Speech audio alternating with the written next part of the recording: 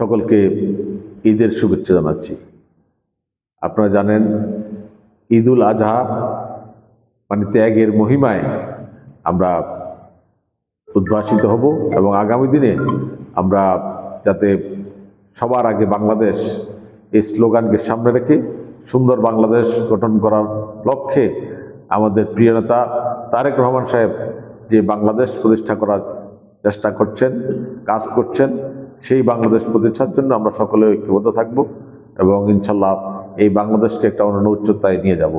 এবং আমরা এই পবিত্র কোরবানির ঈদে যে বর্জ্য হবে, আমরা সকলেই নিজের বর্জ্যটুকু নিজেই পরিষ্কার করব, নির্দিষ্ট স্থানে বর্জ্য ফেলব এবং একে অপরকে সহযোগিতা করব।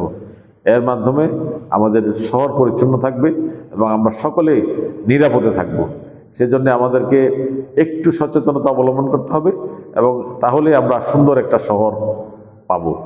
সেজন্য আমরা আগামীর যে ঈদ আছে, এই ঈদে আমরা আসুন সকলে মিলে সুন্দরভাবে এই ঈদ উদযাপন করি। ঈদ মোবারক।